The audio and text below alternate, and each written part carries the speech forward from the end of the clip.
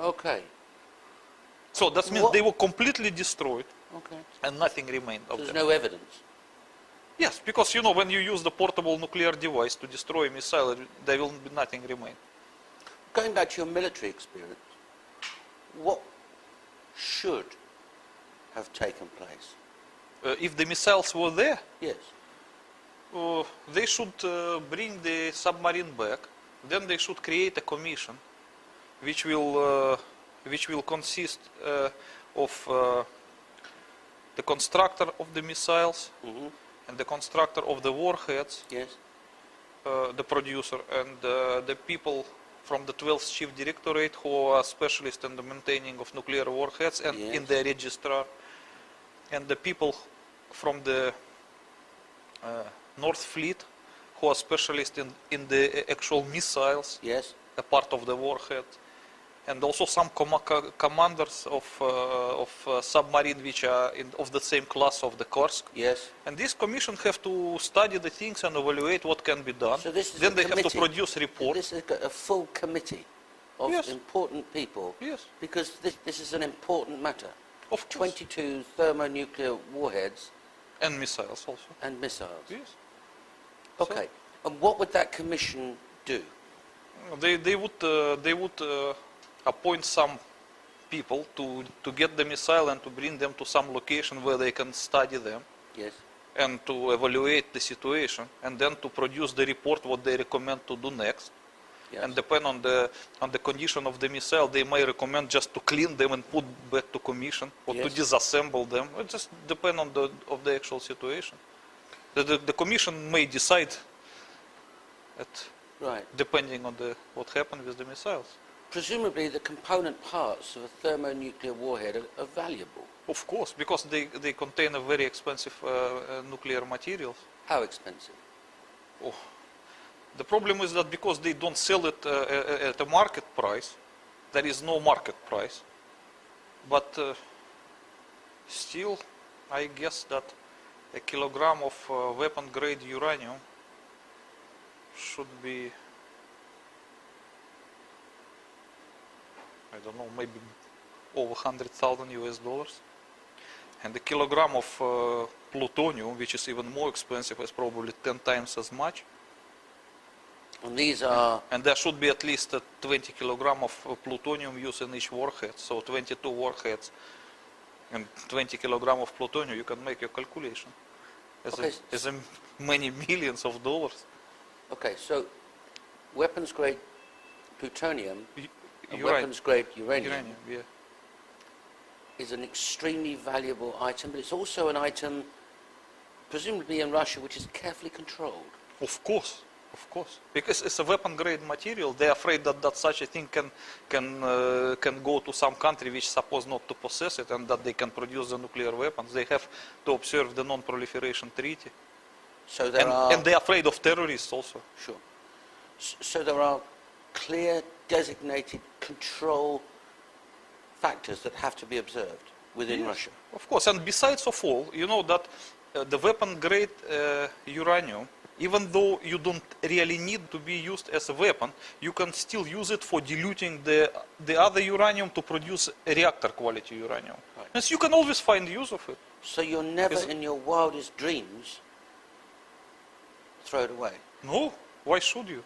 It's like a gold, it's more expensive than gold. Why should you throw the gold? Have you any experience in your time in the 12th Directorate of ever this kind of material being thrown away before? Look, I was not particularly the specialist in the nuclear materials. As I told you, my specialty is a little bit different, but I can confirm for you that is for sure not. Okay.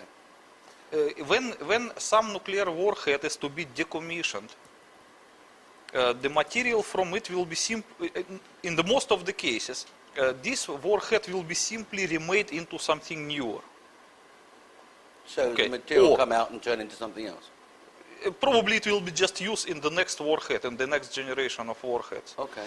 Or, if they don't want to use it in the warhead, they will just keep it as a material for the next use, or they may also use it in diluting the natural uranium to produce the reactor quality of uranium. I mean, they will always find use of it. But they were not going to leave it round by the bike sheds, you know, to get round to when they want to. It's going to be carefully stored in a careful... Of course. It's a tightly controlled material. Okay. So your only explanation for the destruction of the missile and the warheads coming from the Kursk is that they weren't there, and that's why they were destroyed, to hide the evidence? Yes. Because, of course, it would be embarrassing for the rest of the world to be aware that the Russians had misplaced 20 missiles. 22. 22 missiles. Well, 21. We know where one of them is. Yes. Okay. And some American officials believed that 2 of them were used, I mean the warheads used in the planes that hit the World Trade Center. So that we can argue whether the terrorists still have 19 or 21. But no one will ever know, because if they were, they would turn to dust. Okay, so that's got to be the cause of some discussion between the American government and the Russian government. Yeah, of course. Backwards and forwards. And definitely it was. And there's no question in your mind that the destruction of the missiles and the warheads from the Kursk is a deliberate act to hide the fact that those missiles are no longer there. Yes. And you are saying to the rest of the world in your book and here that there are 21 missiles unaccounted for. 22 minus 1. Yeah. Yes. The one fired into Pentagon. Each with a thermonuclear warhead. Of half megaton. Of 500 megatons. 500 kiloton or half megaton. Okay. A 500 kiloton warhead detonated in the middle of London. What would that do? It depends on how high will be the altitude.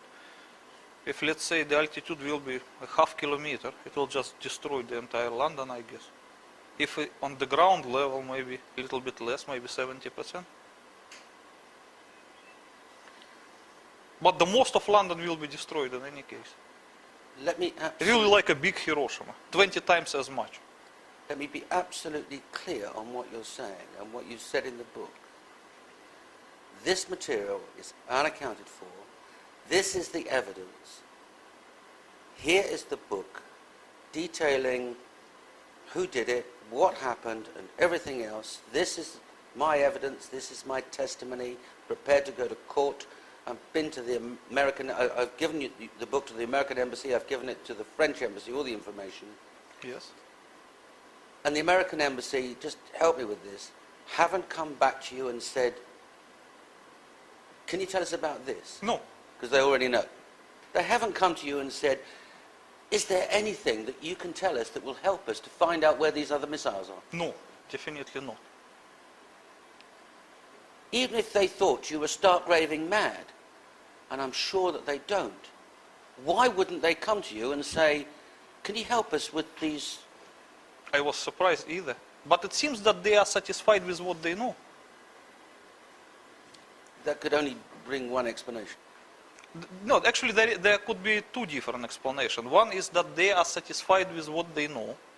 And the second thing, that the high-ranking officials just told to those low-ranking who talked to me not to talk anything about this and just forget the matter. It might be both. It might be that those guys were ordered by their superiors not to continue this inquiry. I beg to differ. I refuse to believe that senior officials within the American government would ignore the possibility that there might be 21 missiles somewhere unaccounted for. The only explanation that I can think of, subject to what you may say, is that they already know where they are. I don't know. I have no explanation either.